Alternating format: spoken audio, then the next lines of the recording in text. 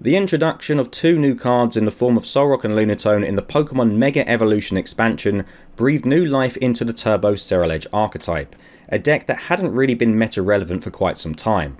The Lunatone draw engine, which discards a fighting energy to see 3 new cards, not only provided the deck with some much needed consistency, but also combined perfectly with Ceruledge's attack, which does 20 more damage for each energy in the player's discard pile.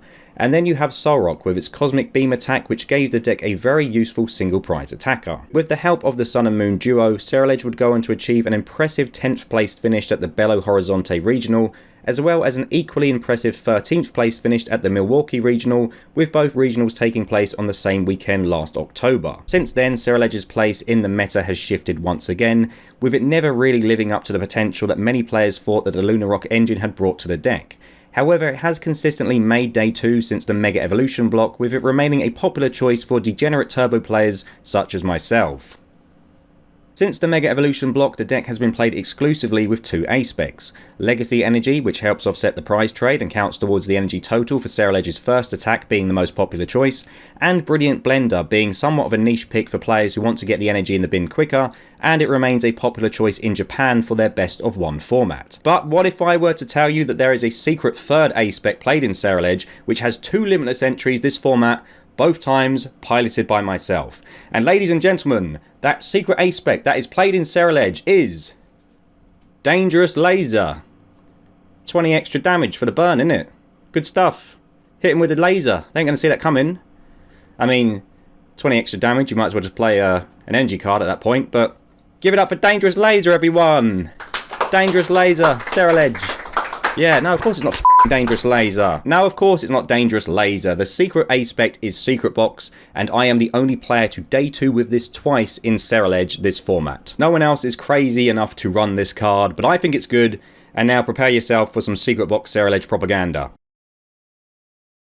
So why on earth do I run Secret Box instead of Legacy Energy or Brilliant Blender? Well, the reason being is that Ceruledge wants to go fast, and with Secret Box you can have these crazy turn 1s where you like squawk into Secret Box, you Secret Box, you get rid of free energy, you grab a Carmine, you grab a, another Nest Ball, get up another Pokemon, you get your Stadium, and it's just go, go, go. Like, Secret Box makes this deck feel so aggressive, and the amount of times where I've had like a bad start, or, what would be a bad hand, but I have Secret Box and I can just go turbo. Like, this card has saved me so many times. In my opinion, Secret Box just has fantastic synergy with the deck. Like, you have to discard 3 cards to play it, and normally that's a downside, but we play 19 energy. Some lists play 20, 21, so if you're discarding free energy from your hand, I mean, that's a good thing. Like, I've had games where I've drawn into Secret Box, it was the only way of getting rid of energy in my hand. I've then got another supporter, and it's won me the game. So I just think that Secret Box has fantastic synergy with this deck, and I don't see why, no one else is really seeing that apart from me. I have seen some people say, well, Josh, you don't play any tools. Why play Secret Box? Who cares? Who cares? Like, Secret Box is such a good Aspec. Goldengo runs it. Grimsnar runs it. Kyle Best, who got top 32 with Charizard, also runs it at EUIC. Like, if you can play Secret Box, play the box. As well as being a great card in the early game, it's also a fantastic card in the mid game. You can grab a supporter to draw more cards. You can grab Boss's Orders in the late game as well, or that Briar that you need. You can grab, your Night Stretcher, Stadium. I mean, in this tournament, I faced 6 Charizards at EUIC, and I just went Judge Watchtower. Like, Judge Watchtower from Secret Box, and I won 5 out of 6 games against Charizard, which, when I played against it at Birmingham without the Watchtower, it felt horrible, but that really fixed the Zard matchup, so Secret Box just feels fantastic in this deck. So now I'm going to make the case as to why I think Legacy Energy in Ceruledge is kind of fake and kind of bad. Now, obviously, Legacy Energy is like the default way to play this deck. It's had huge success, and I'm not going to come out here and say, if you're playing Legacy Energy, you're throwing, or you're a bad player, or whatever. Play what you want. Like, Legacy Energy, it's had much success in Ceruledge. I just don't like it personally, and I'm going to explain why, and why I prefer Secret Box. So, in my opinion, Legacy Energy is just a win more card. If you have a bad start, and you draw into Legacy Energy, and your hand isn't doing much, you're kind of sat there thinking, well, why did I play this card? Whereas if it's Secret Box, it's go, go, go, go, go. Like, I tested on ladder with Legacy Energy, and it just didn't feel good. Like, the amount of games I've won via Secret Box by just getting that card that I need. Legacy Energy, in a way, it kind of feels like you're playing the deck a bit scared, in my opinion. Like Ceruledge, you just want to go fast. Just go fast, start swinging. You shouldn't be there going, oh, I want you to take one less prize. No, go for it. You're Ceruledge. Go turbo. Don't be sitting behind a Legacy Energy. I don't like it. It's too passive, in my opinion. Legacy Energy can also be bypassed by a lot of the top decks in the format. You know, Dragapult and Zard both play Dust Noir, so they can pop a Dust Noir and get past your Legacy Energy anyway. Guardy play Monkey Dory. Grimmsnarl play Monkey Dory. Some Pult list and Zard list also play Monkey Dory. So like a lot of these top decks will just bypass your Legacy Energy anyway, so they don't really care, or they will just boss around it. You know, if you play Legacy Energy, your board needs to be like very specific, where like almost you're just trying to have like 1-2 prizer in some situations, which has the Legacy Energy on it, so they can't like boss around it. And I don't know, that feels a bit like finicky and a bit hard to set up sometimes. So yeah, I'm just not a fan of it. I just think Secret Box is way better. And I do feel like I have some data to back up why Secret Box is good in Ceruledge. So at Lille, there was 142 Ceruledge players. I was the joint third highest on Secret Box. No one else played it. I was the only one who played it. Third highest Ceruledge player. At EUIC, 62 Ceruledge players. Only 5 made day 2. I was joint third once again, or joint second, I think, actually, with Luke Kirkham, I believe. And again, I'm the only one who played Box. So I've proven in 2 big tournaments that Secret Box is good. I've played 4 tournaments with Secret Box Ceruledge this year, 4 majors. Day 2 at Lille. Lost the winning in Gdansk. Went to Birmingham and had a shocker. I ended up like hitting Festival lead and just random decks. Like, yep, brilliant, amazing. And then I day 2'd at EUIC, which is like one of the biggest events ever. So Secret Box Ceruledge is good. No one's respecting it. No one respects my genius. Right, so we're just going to take a quick look at my deck list now. Just on Limitless, have a look at the deck list. So the deck list that I played at EUIC, very similar to what I played at Lille. The only changes I made is that I went for a 1-1 split with Watchtower and Jamming Tower. In Lille, I played 2 Jamming Towers because I was very aware that Kang Absol was like a big threat. And in that matchup, if you play Jamming Tower, if you play early, it can stop their TM Turbo Energize, which really like messes them up. And, you know, later on in the game, if they have Lively Stadium and Bravery Charm, 1 Jamming Tower effectively reduces their Kangaskhan from 380 to 300 HP, which is a lot easier to knock out. And I did pair into 2 Kang decks in Lille and beat them both. So the 2 Jamming Towers worked in Lille. I went to Birmingham and I got destroyed by Dawnzard in Birmingham. I even had a game where like I took 2 prizes on my second turn against their Terrapagos. I went down to 2. Later on in the game, they go down to 4. They do their whole Dust Noir Briar thing and they win, you know, take 4 prize turn. Absolutely disgusting. So at EUIC, I was like, I am playing Watchtower. I cannot lose to Dawnzard. I cannot lose to Zard again. And I'm glad I did because, you know, as I've already said, I hit 6 Zards at EUIC. So anyway, quick look at the deck list. Every Charcadet that I play in the list is 80 HP. And the reason being is that because I don't play Legacy Energy, I do not want a Solrock KO against me when I'm playing against Goldengo, because you can't offset the prize trade. I kind of need to be taking the first prize myself, and a lot of the times you just go 1-2-3 Briar in that matchup. So 80 HP Charcadets is there for that matchup. It's there to prevent Fan Rotom KOs. It's there for, you know, against Dragapult, they can't like Howlucha ping you and then finish you off. Just the 80 HP is nice. I understand that 70 HP Charcadet can KO Solrock, or Budu rather. But to be honest, like, we have Solrock in the deck anyway. We can just evolve up to Ceruledge. It wasn't really an issue at all this tournament. I think I only got Itchy Pollen like out of the game kind of once. So yeah, I always play the 80 HP Charcadets. I know they can get there with Vitband. The Solrocks can get there with Vitband, but we do run a Jamming Tower as well. So it's kind of asking a lot for them to KO an 80 HP Charcadet. And, you know, we might not even open with it anyway. We might open with Solrock or a 2-prizer. So all the 80 HP Charcadets. At Lille, I did play 4 copies of this guy here, the one with the light punch on it. Basically because that's just like my favourite artwork. I just think that's the best looking artwork out of the lot. But this time I went for like a 2-1-1 split. The one with the Fiery Fighting Spirit can get a Fire Energy from the deck, so it just helps you thin if you're bricking a bit. And the one with the live Coal attack, and Magnum Punch. I mean, it's colorless attack, so you can use any energy on it to attack if you're in a pinch. Be honest, they never came up at all. These situations did not come up at EUIC. I could have just played the 4 of the one with the nice art like I did in Lille again. But, you know, it worked. The 80 HP worked. The 2-1-1 split, it worked. It didn't feel bad. So, yeah, it is what it is. 3 Ceruledge, that is our main attacker. So, yeah, we want 3 in the deck. We play a 2-2 Lunatone Solrock split, which is kind of standard for the deck list, really. 1 copy of Drilbur. I am a big fan of Dig, Dig, Dig. I know there's some people out there who don't like it, but I just feel like sometimes Drilbur can just really get you over the line. And, you know, against a couple of Pulp decks that I played, I was just like, screw it, let's just go really quick. Drilbur turn 1, Squawkabilly, and, yeah, just get those energy in the discard as quick as you can. I'm a big fan of Drilbur. Play a 1-off Squawkabilly, which, you know, standard, and a 1-off Fez. 4 Carmine, so we can go super fast. 2 Boss, which... yeah, it felt like enough, to be honest. I mean, you can Pal Pad Boss in the deck anyway. A lot of the time we're just KOing what's in the active. You might only need like 1 Boss per game anyway. So 2 Boss felt fine. Judge is the best card in the deck. Judge saved me so many times this week by going Secret Box, Judge, Watchtower. You know, just Secret Box for Judge in general is quite, you know, a disgusting play. It can really mess up a lot of decks. So yeah, Judge felt insanely powerful. I have 1 copy of Professor's Research. The reason being is that I just wanted another draw supporter, and Research is good.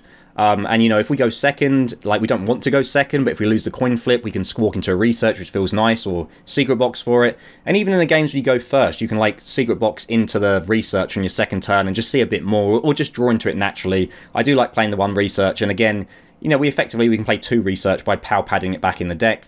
Turo is kind of mandatory in this deck, just against, you know, those retreat lock decks, and to pick your Squawk up off the board. Can also, you know, Drilbur, Turo and Drilbur again and discard 6 energy, which is quite a disgusting combination, but you can do that. Briar is mandatory in the deck. I don't think Briar really came up this weekend, but it has done in the past. When I hit a lot of Dengo, Briar came up, but yeah, I don't think I Briared at all this weekend, but it's still worth playing.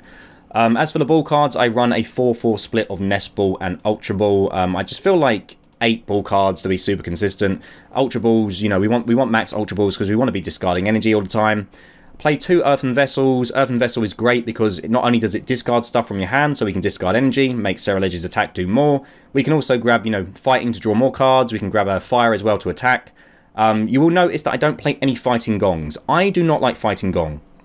I've tested with Fighting Gong, and every time the Fighting Gong came into my hand, I was just wishing I had like an Ultra Ball to get a Squawk, or an Ultra Ball to discard cards from my hand, or even just a Vessel to like discard energy from my hand and draw more. Like, I don't like Gong. Like, obviously, it seems like post-rotation. I saw a list in Japan that's playing like 4 Gong. You kind of have to post-rotation when Nest Ball goes, but for now, I really don't like Fighting Gong. I would just rather play more Vessels. I think a 4-4 split of Nest Ball and Ultra Ball, you know, with the Carmine and stuff, it's enough to get you set up. Like, most games, I had 4 or 5 Pokemon down on the board turn 1. Like, I just don't like Gong. I don't like Gong. I don't play Fighting Gong in Ceruledge. I don't like it. As for the recovery, I have 2 Night Stretchers and 1 Super Rod.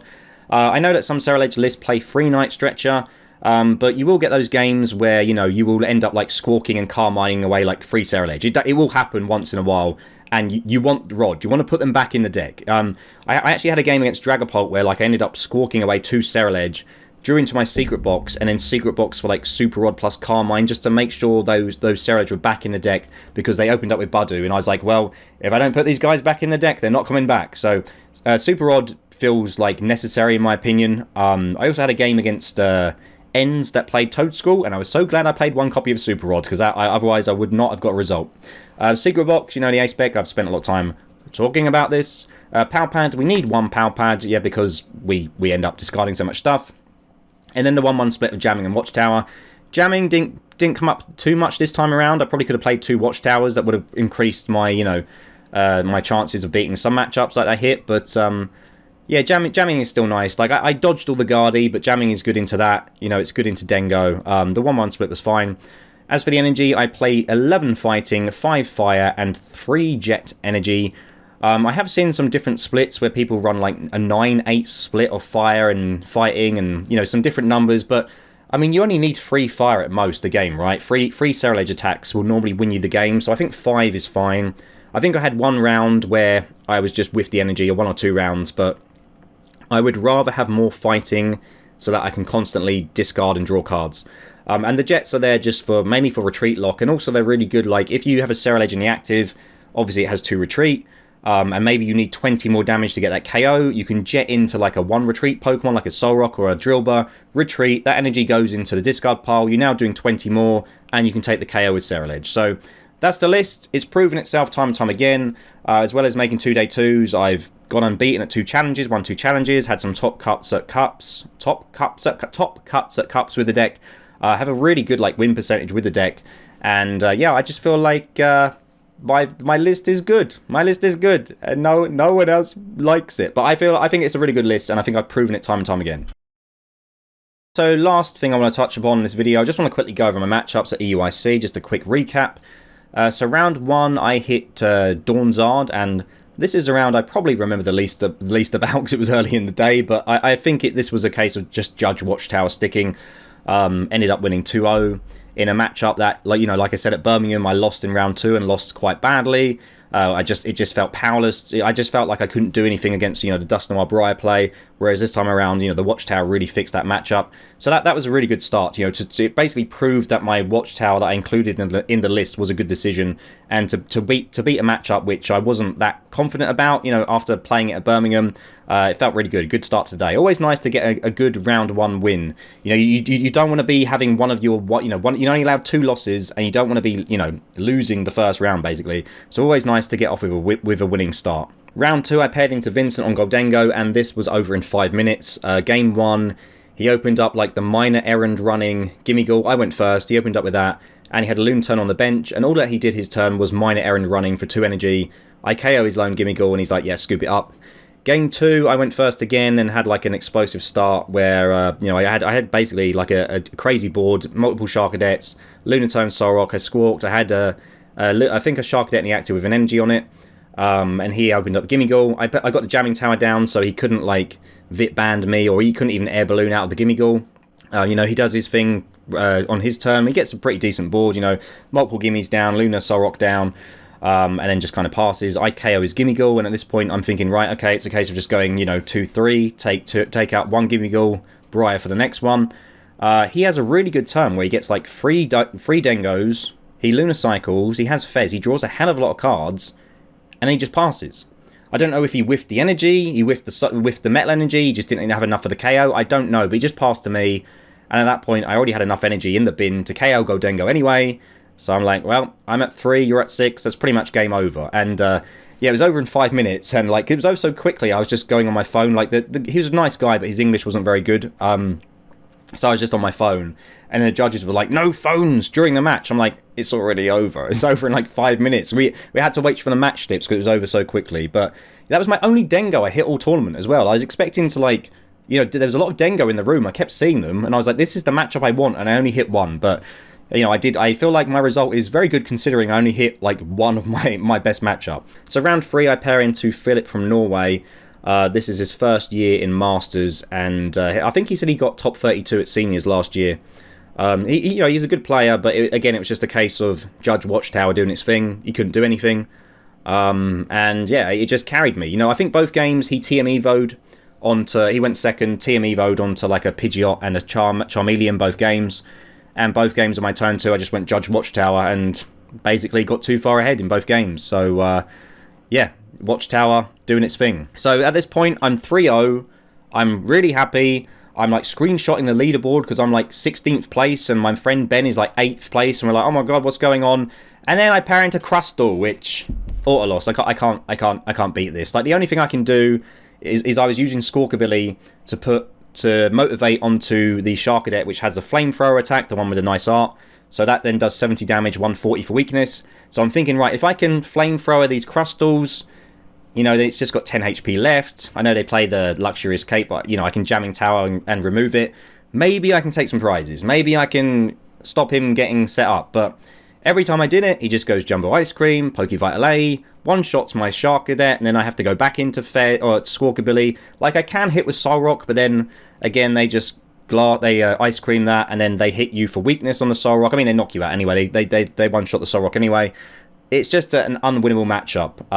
And it's really annoying that I'm like 3-0, and I'm like, I'm feeling really good and playing well, and then I hit the one deck that I just can't beat. But you're allowed one of those, right? You're allowed one of those. And to be fair, like, I've never respected Crustle at any tournament. I've never hit it at a regional, ever. I've hit it in a few cups and stuff, and you just take the L. But I've never hit it at a regional in IC, never respected it. And I guess, we all get Crustled at one point or another, don't we? It was my turn to get Crustled, unfortunately. Round 5, I pair into Poltzard, which isn't a bad matchup. Like, I can go fast enough and hit hard enough. But I just had a double brick both games. Like, game 1, I just whiffed on getting enough energy to KO his Dragapult. And then, you know, it's kind of game over from there. Game 2, I think I squawked and Carmined into like 4 fire energy. Bear in mind, I only play like 5 in the deck, so I couldn't draw any more cards. I got Itchy Pollen to death, and after like 2-3 turns, I was like, yeah, pack it up, I can't do anything. But, I mean, that was the only time the deck bricked all day, so it is what it is. Round 6, I paired into Kevin, a German player. This was his first IC, very, very good player. Like, normally, I think Zoroark is a fine matchup. You know, when he turned over Zorua, I'm like, well, this is fine, Zoroark's free. But what he did is he kind of led with Mega Lopunny. So he would like hit me with Mega Lopunny. Basically say to me, I don't think you can hit 330 like this quickly, which I couldn't, both games. And then he would retreat the Mega Lopunny and start monkeying around the board. And yeah, he had Toad Scrawl as well. So game 1, he kept trapping me. It got to the point where I ran out of energy. I just couldn't attack. And he played it so exceptionally well. Like I said to him after the game, like normally I like this matchup, but the way you played it was ridiculous. I was really hoping he made day 2, and you know, sadly he didn't. But yeah, he played it so well. And then game 2, similar thing. But I knew, because you know, after the first game, I knew he was like going to trap me, and it was just going to be generally quite annoying. So I was like, right, we've got to be very conservative with our fire energy. You know, try and hold on to that super rod as long as I can. I managed to 2-shot his Lopunny. Like, I hit it once, then I managed to find the boss, 2-shot it, KO'd like another Zoroark, and it got to the point where I was on 1. He Ionos me to 1, and then he trades a couple of times, and this was at time, so we were in turns. I think I had 1 turn left. So he then finds his only counter catches my Charcadet with 2 energy, and he's basically, it's like, if I can't move, I just lose. 2 retreat cost, rather. They all have 2 retreat costs. But anyway, he traps a Charcadet, and it's like, if I can't move this, I just lose the game. Thankfully, I'd already Pal Padded in Turo in earlier, because I knew this was coming. So I think my hand was like Carmine, and my top deck was like a fighting energy. I don't remember if I had any Jets in the deck. I don't think I did. So I was like, right, we'll just Lunar Cycle, see what happens. Thankfully, found the Turo'd up the active, was able to promote a Solrock, which had a fighting energy on it, retreated that. That, I think, got me over the threshold to KO Zoroark. I already had Ceruledge with fire on it, and literally, like, won that game and got the tie on, like, the final turn of time. And I was like, whoa, Jesus Christ, that was close. Like, because if I hadn't found that, I'd have been out. And he played it exceptionally well. Like I said, Zoroark is normally fine. Normally, I'm like, cool, Zoroark, I got 3 Jets, Turo. You know, Zoroark's easy to KO, fine. But yeah, he made it really difficult. I think it was the Toad Scrawl. The Toad Scrawl was the most annoying part, and I'm so glad that I played a Super Rod, because I would have just lost had I not played Rod in the deck at all. So yeah, managed to get through that, but it was very tricky. Round 7, I hit another Dawnzard. This was a Japanese player. He went first both times, and he was playing Wellspring. He opened up with Wellspring both times, and I'm like, oh boy, I'm going to get board wiped by Wellspring. This isn't good. But game 1, I managed to judge him turn 1, Watchtower down, he can't do anything. And to kind of add insult to injury, I even Pal Padded the Judge back in and Watchtowered him twice in the same game. And then game 2, like, again, I managed to find the Judge, played it exceptionally well. He didn't even take 1 prize. I took 5 prizes before he took 1, and he tried to go for like some sob play, which is all he can do really at that point, to be fair. But I was kind of like, you know what, I have 3 Jets in the deck, like, you sobbing me is not going to work. I had 1 in hand anyway, and I remember texting my friends after this round. I was like, I just played the greatest set of Pokemon ever. Like, you know when you're in the zone. Like, because I lost 2 games. I wasn't feeling good. And I was like, right, I've got to lock in here. I've got to lock in. We can't afford any more mistakes. I felt like I played that incredibly well. Like, you know, being able to get the Judge. I mean, yeah, okay, I found the Judge at the right time. But, hey, you know, I made the choice to put Judge and Watchtower in the list. And once again, it paid off. So then we go into the winning in against Benjamin from Denmark, rather. Not Norway. And, yeah, Poltzard, not a bad matchup. He's a very good player. And I had lost my previous 2 winning ins prior to this. The one day 2 that I did make, I made via IDing. I was already at the point where I could ID in the final round. So I went into another winning in, and you know, it's pretty nerve-wracking, right? Even though, you know, I've been playing the game for a couple of years now, it's pretty nerve-wracking.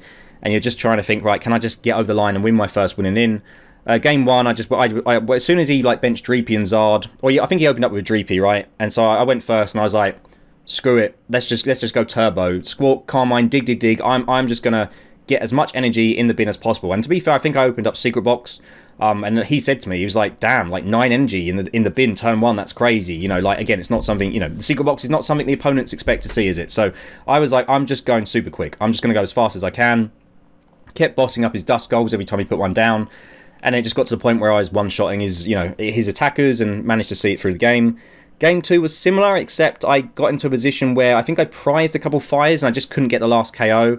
You know, it got to the point where I was in one-shot range, but I looked through my deck and I was like, yeah, I've got no energy, can't do it, no more recovery. So we went to Game 3. Game 3, he decided just to evolve up to Charizard, like ASAP, because I guess he was like, right, I don't think you can reach on Zard, and maybe I'll two-shot you, or maybe it was the only Pokemon, maybe it was the only attacker he had, I don't know. But I think I was able to tank a couple of hits. I might have Turo'd at the right time, but I remember late game, he evolved into a Charizard on the bench, and I think he was kind of, you know, trying to let me KO his active so that Zard then comes in and cleans up. Because at that point, you know, Zard would be one-shotting Ceruledge because of the prizes I'd taken. But he only attached 1 energy to the Zard, so I think he said to me after the game he mismanaged his energy a bit. And I had like just Pal Padded Boss back in the deck the previous turn. Luna cycled into Boss, took out his Charizard. I'm on 1, I think he was on like 3 or 4 at this point. All he had was like a Dreepy and a Dracloak, and he was just like, yeah, I've got no way of powering these up. I can't do anything. So yeah, won the winning in, and made day 2 at EUIC. Very, very, very, very, very happy. Round 9, I pair into Anil, who is Shift Gear podcast. I like him. I'm a fan of his. Really, really nice guy. Like we were just laughing the whole time. Absolutely hilarious to play against. And the 2 guys next to us were also, I don't know if they were friends of his, but they were kind of having a bit of banter as well, and we were joining in with their jokes. And it got to the point where Anil was like, they should have not put us 4 together, because we were just like having fun and you know, having a good time. Really, really good. Really got nice guy. Glad I met him.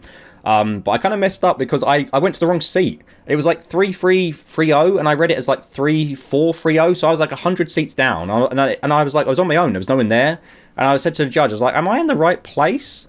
And he's like, no, you're down here. So because I was late, the judge then said, you know, I appreciate you've told me, but you now have to win 2 games to tie. And then Anil flips over Impidimp, and I was like, well, at least it's a crap matchup, because had I done that in a matchup that was good, it would have been a bit annoying. But I kind of had a joke about it, and I was like, right, it's Grimmsnarl. This matchup sucks anyway, so, you know, I'm probably not going to win. Like, Grimmsnarl was just horrible because they just devo you, spread damage around, quite hard to get to 330 quickly.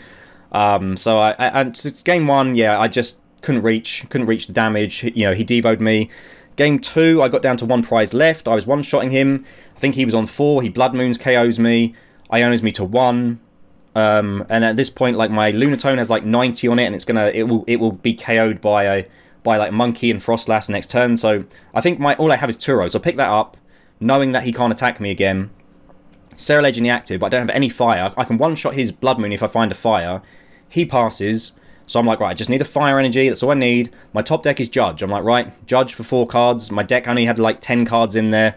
You know, we can do this. We can do this. Judge for 4. Judge finds me Secret Box. I'm like, right, sweet, Secret Box. I get a Vessel. I get a Night Stretcher. You know, I get a Vessel and a couple of other cards, or a Night Stretcher. Fine, got it. Use the Secret Box. The fire energy is in the deck. No Vessel, no Night Stretcher. Can't find the fire. I pass. And Ilden KOs me with Blood Moon. So, a bit annoying, a bit more luck, and I could have taken that game, but I mean, Grimmsnarl is always unfavoured anyway. So then we go to day 2, and my opponent is Terry Purser. And I was saying to my mate, like, I was like, I haven't hit a Brit all day. And then the first Brit that I hit is a guy that I know, who I've played against in a store in Margate called We Love Collectibles.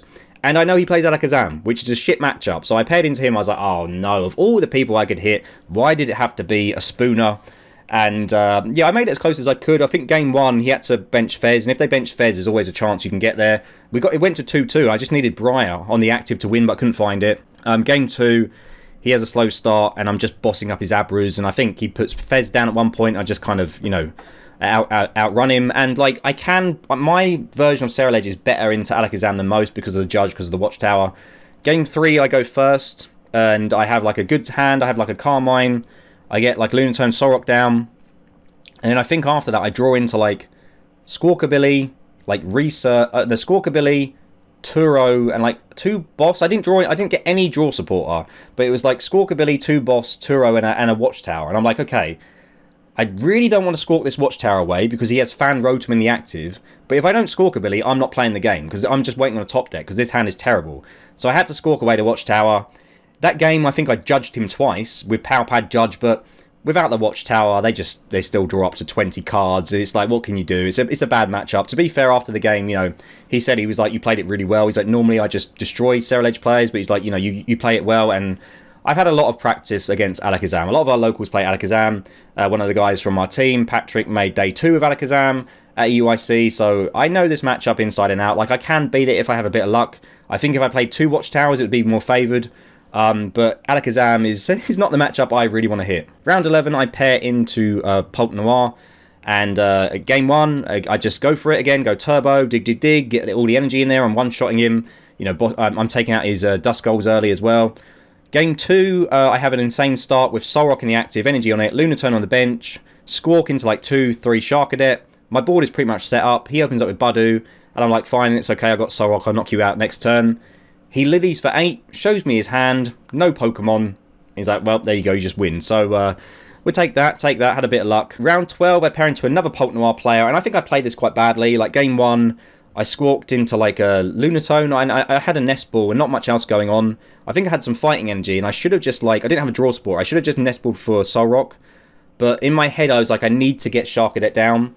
So I got it down, I couldn't draw any cards. The next turn I didn't draw any cards, and yeah, I just played that round quite badly. I can't remember what happened in game 2, but I remember I didn't play that particularly well either.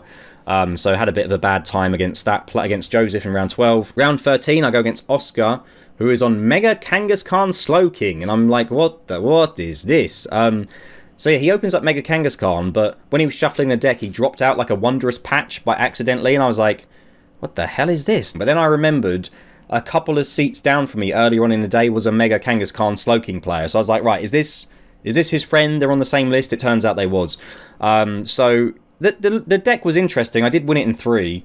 But like the problem is he opens up with a Mega Kangaskhan. He has Latias on the bench to retreat into the Slowpoke. And it's like, that's 5 prizes there. And then I just need to KO a Slowpoke. So it wasn't too bad. I won game 1 convincingly. Game 2 I went second. And he had the nuts. Like on his second turn. It was like Academy at Night. Kyrim, you're free Charcadet. I'm like, yep, cool, game over. And then game 3, I went first, Squawked Carmine, got most of my board set up. I drew into Secret Box, and he had Mega Kangaskhan in the active, and I was like, right, I'm going to Secret Box preemptively now for Judge and Watchtower. Obviously, I can't play the Judge until next turn. But my thinking is, like, he could have a really bad hand, and if he can't run errand, I might just win on the spot. I know, you got to take that chance. I thought I did. I was like, I've got to take the chance. He plays 4 stadiums anyway. He plays 4 Academy at Night, so, well, you know, I thought he would because that stadium is so vital to the deck. So I might as well just play it. I might as well just play it now early and see if I can stop him, you know, playing the game. So I put the Watchtower down. He Nest Balls for a Squawkabilly, plays Lilies for 8, and I'm assuming he's like, right, I'm going to get one of my 4 Academy at Night, so then I can Squawk and go Turbo. Doesn't find it. So now he's got Kangaskhan doing nothing. He's got Squawkabilly, that's pointless, doesn't need to be in play, isn't doing anything. I think he benches like 1 Slowpoke, so I bossed the Slowpoke, and then it's just a case of me going Squawk Kangaskhan for game. So yeah, interesting deck, cool deck, and you know, I feel a bit bad for him because he had a really good run day 1, and then I think he like lost. I don't think he won a game day 2. But I mean, you're playing Slowking. For me, like the whole idea behind Slowking is that it's a single prize deck. If you're playing it with a Mega and, you know, multiple 2 prizes, it's like, I'm just going to go for them. I'm just going to ignore your Slowpoke. Obviously, you know, it must work against some decks because he had a fantastic run and there was a couple of, you know, similar players who had the deck that made day 2. You know, I don't want to diss the list. I think it's a really cool idea. But against me, I'm kind of like, yeah, I'll just ignore your Slowpokes then. You know, unless, well, if there's 1 on the board, you take it out, stop them playing the game. But besides from that, it's like, yeah, I would just KO your big guys and that should be enough to see me through. And also, Ceruledge having the Terror Protection was very nice because you can't snipe me on the bench. And he also wasn't playing Regigigas, so he couldn't KO a Terror. He was playing like the Annihilate, which knocks out both Pokemon, and also like the Conkeldurr. But he was saying like if I get Conk and I don't know what's the crown that makes you do 30 more damage. I can't remember. He was like if I get both of them, I can KO you. But I don't know. I do like Regigigas, but then I'm not a Slowpoke aficionado, so I don't know. I can't you know criticize the list too much. Round 14, I play against Luke, and it is Charizard Noctowl once again. At this point, I'm like, yeah, I know what I'm doing in this matchup. Like, this is easy. I won it in 2 games. Judge Watchtower once again carrying. Yeah, I mean, game 2, I'm at 2. He's on 4. He didn't even have a Dust Gold down, so I'm like, well, he can't even, pull off a Briar turn this turn. Plus, I think I had Watchtower, so he couldn't even search for it anyway. So yeah, I went into this tournament expecting to hit a lot of Dengos. I thought the Pulp matchup was fine as well, and to be fair, I was 2 for 2, well, 2 out of 4 against the Pulp variants that I hit. But I was not expecting to hit so much Charizard and to beat so many of them. And I think Watchtower basically carried me all weekend. Without it, the amount of Zards that I hit without it, I would not have made day 2 and would not have had the result that I had. So we finished on 851 at 412th place, which, out of 4,000 people, I'm happy with that. It's my second day 2. Second day 2 of the season. My aim was to get 1 this season. I'd never day 2 before this season. It's my second season playing the game. So I got 2 day 2s with the same Ceruledge list, albeit a couple of changes. Day 2 in IC, really happy with that. And yeah, I just happy with the weekend. Had a really good time playing Pokemon. All my opponents were lovely. At Birmingham, I had a couple of opponents who were a bit annoying, a bit like rule sharky. I didn't have any issues at EUIC. Every opponent was really nice, really chill. Which was good, which is what you want. Even on the winning in, the opponent was nice, right? That can be quite a stressful situation. But everyone was really cool, really nice. Had a great time with the SBB team and all of my mates. Had a fantastic time. And yeah, just looking forward to playing some more Pokemon. Sometimes you have a bad event, like I had a bad run at Birmingham, and you're kind of like, oh, do I really want to keep doing this? Like, you get a bit down sometimes, especially when you hit really stupid matchups. But then you have a good run, and it kind of, you get the itch again. You're like, right, I want to go again. I want to do better. I want to keep playing the game. It's really addictive when you're doing well and winning. So yeah, that's Ceruledge. That's my day 2 experience with Ceruledge. I don't know if the deck is still real post-rotation. Like, there was this kind of tweet that went viral of, in Japan playing like 2 Meowths and Brilliant Blender. So maybe you can make it work. I don't know. I feel like without Squawkabilly and Earthen Vessel, the deck does lose a lot though. But, I mean, it will still exist in some capacity. So, I don't know. Do we keep playing Ceruledge next year? I don't know. We'll see. But I might go to one more regional this year. Try and go to Prague or Utrecht, maybe. One last run with the Ceruledge and see if I can make another day 2. So, that's my EUIC run. That's why I think that Secret Box is good in Ceruledge. And, yeah, I know it's been a while. Apologies, but I am back on the content grind now. And I hope you enjoyed the video. I'll be trying to make more videos like this. Kind of, tournament runs, that kind of thing. And yeah, happy to get 2 day 2s this season with a list, playing Secret Box, a card that everyone has told me is bad in Ceruledge, but it's not. It's good. So yeah, hope you enjoyed the video. Until next time, take care and goodbye.